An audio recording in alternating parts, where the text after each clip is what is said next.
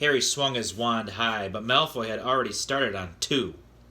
His spell hit Harry so hard he felt as though he'd been hit over the head with a saucepan.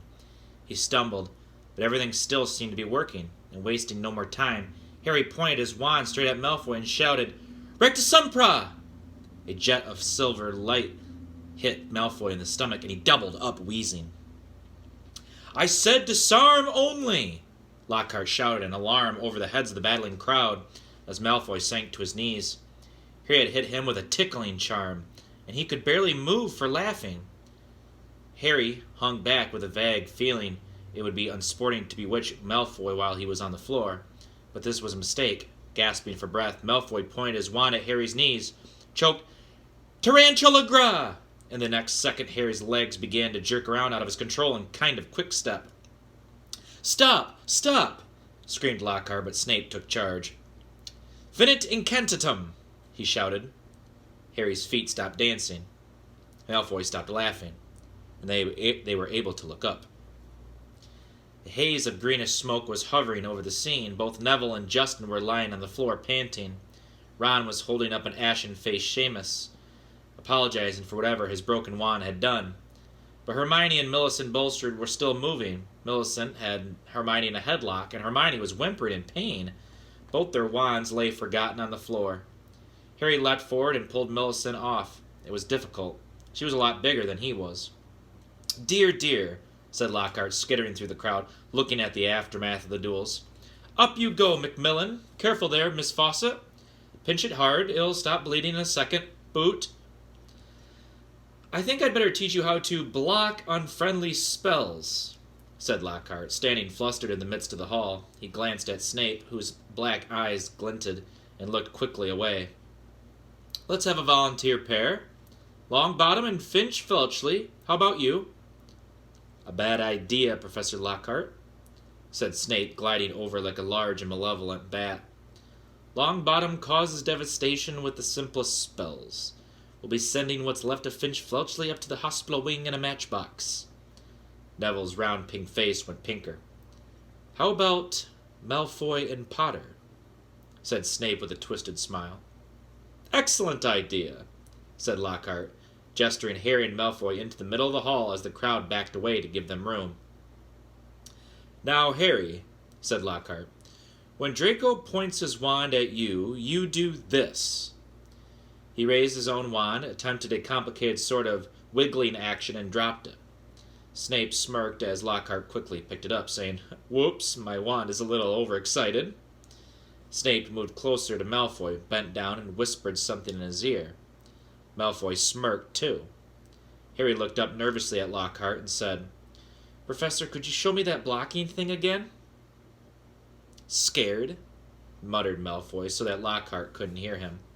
"You wish," said Harry out of the corner of his mouth. Lockhart cuffed Harry merrily on the shoulder. "Just do what I did, Harry." "What, drop my wand?" But Lockhart wasn't listening. 3, 2, 1, go! He shouted. Malfoy raised his wand quickly and bellowed, "Serpa Sensortia!" The end of his wand exploded. Harry watched aghast as a long black snake shot out of it, fell heavily onto the floor between them, and raised itself ready to strike. There were screams as the crowd backed swiftly away, clearing the floor. "Don't move, Potter," said Snape lazily, clearly enjoying the sight of Harry standing motionless eye to eye with the angry snake. "I'll get rid of it." "Allow me!" shouted Lockhart. He brandished his wand at the snake, and there was a loud bang. The snake, instead of vanishing, flew 10 feet into the air and fell back to the floor with a loud smack. Enraged, hissing furiously, it slithered straight toward Justin Finch Felchley and raised itself again, fangs exposed, poised to strike.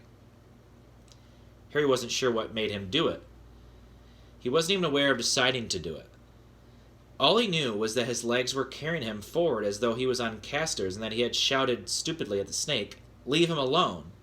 And miraculously, inexplicably, the snake slumped to the floor, docile as a thick, black garden hose, its eyes now on Harry. Harry felt the fear drain out of him. He knew the snake wouldn't attack anyone now, though how he knew it, he couldn't have explained.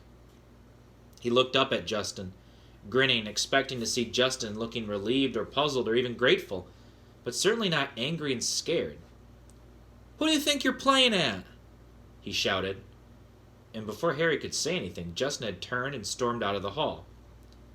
Snape stepped forward, waved his wand, and the snake vanished in a small puff of black smoke. Snape, too, was looking at Harry in an unexpected way. It was a shrewd and calculating look, and Harry didn't like it. He was also dimly aware of an ominous muttering all around the halls. Then he felt a tugging on the back of his robes. "Come on," said Ron's voice in his ear. "Move, come on!" Ron steered him out of the hall, Hermione hurrying alongside them. As they went through the doors, the people on either side drew away as though they were frightened of catching something. Harry didn't have a clue what was going on, and neither Ron nor Hermione explained anything until they had dragged him all the way up to the empty Gryffindor common room. Then Ron pushed Harry into an armchair and said, "You're a Parselmouth? Why didn't you tell us?" "I'm a what?" said Harry. "A Parselmouth," said Ron. "You can talk to snakes." "I know," said Harry. "I mean, that's only the second time I've ever done it. I accidentally set a boa constrictor on my cousin Dudley at the zoo once. A long story, but it was telling me it had never seen Brazil, and I sort of set it free without meaning to. That was before I knew I was a wizard." "A boa constrictor told you it had never seen Brazil?" Ron repeated faintly. "So?" said Harry. "I bet loads of people here can do it." "Oh, no, they can't," said Ron. "It's not a very common gift. Harry, this is bad." "What's bad?" said Harry, starting to feel quite angry. "What's wrong with everyone? Listen, if I haven't told that snake not to attack Justin..." "Oh, that's what you said to it?" "What do you mean? You were there. You heard me." "I heard you speaking Parseltongue," said Ron. "Snake language. You could have been saying anything. No wonder Justin panicked. You sounded like you were egging the snake on or something. It was creepy, you know." Harry gaped at him.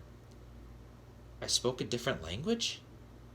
But I didn't realize. How can I speak a language without knowing I can speak it?"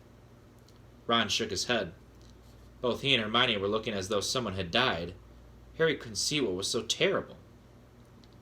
"Do you want to tell me what's wrong with stopping a massive snake biting off Justin's head?" he said. "What does it matter how I did it, as long as Justin doesn't have to join the headless hunt?" "It matters," said Hermione, speaking at last in the hushed voice. "Because being able to talk to snakes was what Salazar Slytherin was famous for. That's why the symbol of Slytherin House is a serpent." Harry's mouth fell open. "Exactly," said Ron. "And now the whole school is going to think you're his great-great-great-great-grandson or something." "But I'm not," said Harry with a panic he couldn't quite explain. "You'll find that hard to prove," said Hermione. "He lived about 1,000 years ago. For all we know, you could be." Harry lay awake for hours that night. Through a gap in the curtains around his four-poster, he watched snow starting to drift past the tower window and wondered, could he be a descendant of Salazar Slytherin? He didn't know anything about his father's family, after all.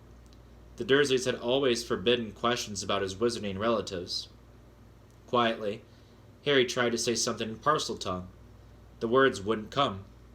It seemed he had to be face-to-face with a snake to do it.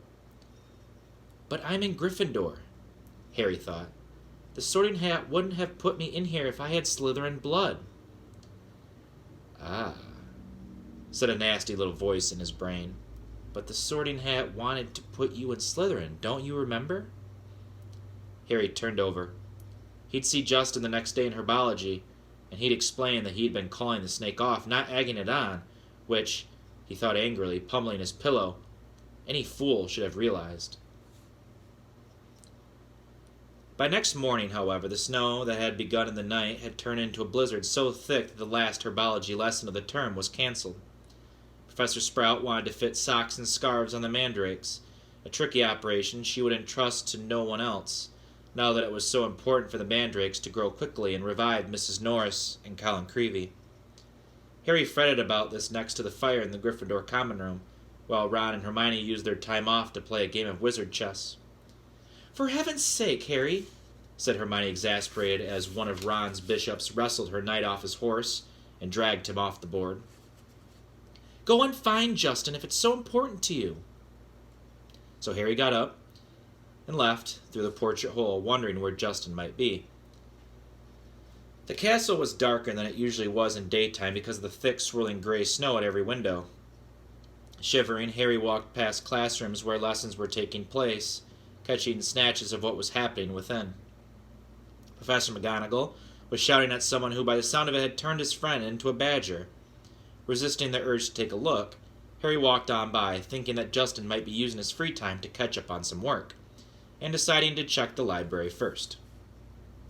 A group of the Hufflepuffs, who should have been in herbology, were indeed sitting at the back of the library, but they didn't seem to be working. Between the long lines of high bookshelves, Harry could see that their heads were close together and they were having what looked like an absorbing conversation. He couldn't see whether Justin was among them. He was walking toward them when something of what they were saying met his ears, and he paused to listen, hidden in the invisibility section. "So anyway," a stout boy was saying, "I told Justin to hide up in our dormitory. I mean to say, if Potter's marked him down as his next victim, it's best if he keeps a low profile for a while. Of course, Justin's been waiting for something like this to happen ever since he let it slip to Potter he was a Muggle-born. Justin actually told him he'd been down for Eton. That's not the kind of thing you bandy about with Slytherin's heir on the loose, is it?" "You definitely think it is Potter then, Ernie?" said a girl with blonde pigtails anxiously. "Hannah," said the stout boy solemnly, "he's a Parselmouth. Everyone knows that that's the mark of a dark wizard. Have you ever heard of a decent one who could talk to snakes? They called Slytherin himself Serpent Tongue." There was some heavy murmuring at this, and Ernie went on. "Remember what was written on the wall? Enemies of the heir beware. Potter had some sort of run-in with Filch. Next thing we know, Filch's cat attacked. That first year Creevy was annoying Potter at the Quidditch match, taking pictures of him while he was lying in the mud. Next thing we know, Creevy's been attacked." "He's always seemed so nice, though," said Hannah uncertainly. "And while he's the only one who made the you-know-who disappear, he can't be all bad, can he?" Ernie lowered his voice mysteriously. The Hufflepuffs bent closer, and Harry edged nearer so that he could catch Ernie's words. "No one knows how he survived that attack by you-know-who. I mean to say, he was only a baby when it happened. He should have been blasted into smithereens. Only a really powerful dark wizard could have survived a curse like that." He dropped his voice until it was barely more than a whisper and said, "That's probably why you-know-who wanted to kill him in the first place. Didn't want another Dark Lord competing with him. I wonder what other powers Potter's been hiding." Harry couldn't take it anymore. Clearing his throat loudly, he stepped out from behind the bookshelves. If he hadn't been feeling so angry, he would have found the sight that greeted him funny. Every one of the Hufflepuffs looked as though they had been petrified by the sight of him, and the color was draining out of Ernie's face. "Hello," said Harry. "I'm looking for Justin Finch Felchley." The Hufflepuffs' worst fears had clearly been confirmed. They all looked fearfully at Ernie. "What do you want with him?" said Ernie in a quavering voice. "I wanted to tell him what really happened with that snake at the Dueling Club," said Harry. Ernie bit his white lips and then, taking a deep breath, said, "We were all there. We saw what happened." "Then you noticed that after I spoke to it, the snake backed off," said Harry. "All I saw," said Ernie stubbornly, though he was trembling as he spoke, "was you speaking Parseltongue and chasing the snake toward Justin." "I didn't chase it at him," Harry said, his voice shaking with anger. "It didn't even touch him." "It was a near miss," said Ernie. "And in case you're getting ideas," he added hastily, "I might tell you that you can trace my family back through 9 generations of witches and warlocks, and my blood's as pure as anyone's, so—" "I don't care what sort of blood you've got," said Harry fiercely. Why would I want to attack Muggleborns? I've heard you hate those Muggles you live with, said Ernie swiftly. It's not possible to live with the Dursleys and not hate them, said Harry. I'd like to see you try it. He turned on his heel and stormed out of the library, earning himself a reproving glare from Madame Pince, who was polishing the gilded cover of a large spellbook.